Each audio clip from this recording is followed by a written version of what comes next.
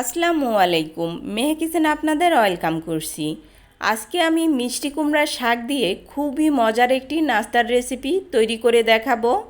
চাইলে আপনারা এটি ভাতের সাথে খেতে পারেন অথবা বিকালের নাস্তা হিসাবেও কিন্তু পরিবেশন করতে পারেন। আশা করছি আজকের রেসিপি আপনাদের ভালো লাগবে। মিষ্টি কুমড়া শাকের বড়া তৈরি করার জন্য এখানে আমি হাফ কাপ কলোয়ের ডাল নিয়েছি।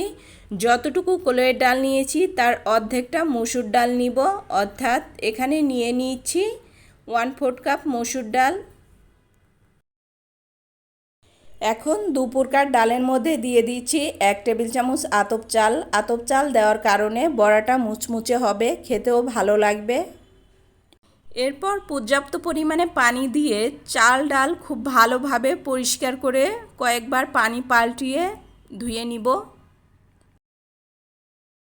চাল ডালগুলো খুব ভালোভাবে ধুয়ে নেওয়া হয়ে গেছে। এরপর এগুলোকে এই পানির মধ্যে ভিজিয়ে রাখবো 4 থেকে 5 ঘন্টার মতো। এর মধ্যে দেখা যাবে এগুলো ফুলে নরম হয়ে গেছে। 5 ঘন্টা ভিজিয়ে রাখার পর ডালগুলো কিন্তু ফুলে ডাবল হয়ে গেছে।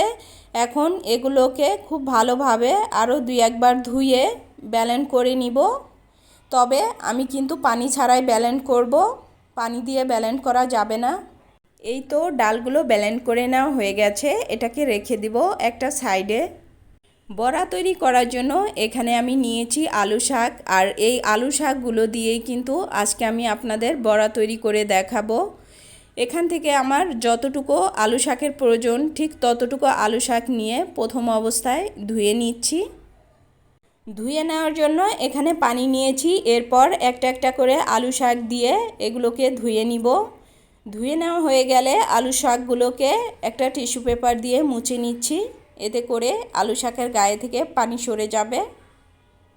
এভাবেই সবগুলো আলু শাক মুছে নিব।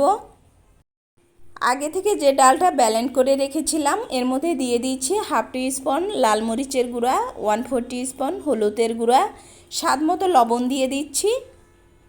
সেই সাথে দিয়ে দিচ্ছি 1/2 কাপ পেঁয়াজ কুচি, 5-6টা কাঁচামরিচ কুচি, আর দিয়ে দিব ধনিয়া পাতা কুচি। 1 টেবিল চামচ বেসন দিয়ে দিচ্ছি। এখন সব কিছু একত্রে মিলিয়ে নিব। যখন সব কিছু খুব ভালোভাবে মিশিয়ে নেওয়া হয়ে যাবে এ পর্যায়ে আমি লবণটা চেক করে নিচ্ছি। লবণটা কিন্তু পারফেক্ট আছে।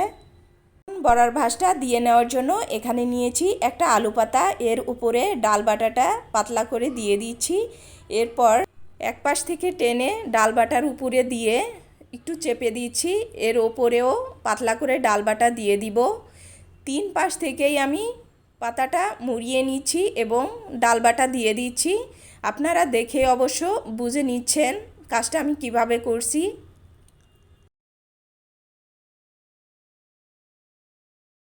এভাবে করেই আমি সবগুলো বড়া বানিয়ে ভাজ দিয়ে নিব। ভাজার জন্য প্যানে তেল দিয়ে গরম করে নিয়েছি। এরপর বড়াটা দিয়ে দিচ্ছি। বড়ার যে অংশে ডাল বাটাটা দেওয়া হয়নি এর উপরে পাতলা করে ডাল বাটাটা দিয়ে দিচ্ছি। একইভাবে কয়েকটা বড়া দিয়ে ভেজে নিচ্ছি। একটা পাশ যখন ভেজে নেওয়া হয়ে যাবে উল্টে দিয়ে অপর পাশটাও ভেজে নিব। এভাবেই উল্টে পাল্টে বড়াগুলো গোল্ডেন ব্রাউন করে ভেজে নিব। এই তো বড়াগুলো ভেজে নেওয়া হয়ে গেছে, এগুলো আমি আপনাদের পরিবেশন করে দেখাচ্ছি। এভাবে বাসায় তৈরি করে দেখবেন, পরিবারের সবাই কিন্তু অনেক বেশি পছন্দ করবে। সবগুলো বড়া ভেজে নেওয়া হয়ে গেলে একটা বড়া ভেঙে শেয়ার করছি। অনেকে হয়তো বা ভাবছেন ভিতরে আলু শাকটার কী অবস্থা। আলু শাকটা কিন্তু সিদ্ধ হয়ে একদম সফট হয়ে গেছে। ভিডিওটা ভালো লাগলে লাইক করবেন, কমেন্ট করে জানাবেন কেমন হয়েছে। আর এরকম নিত্য নতুন ভিডিও পেতে চ্যানেলটি সাবস্ক্রাইব করে পাশে থাকা বেল অপশনে প্রেস করে রাখবেন।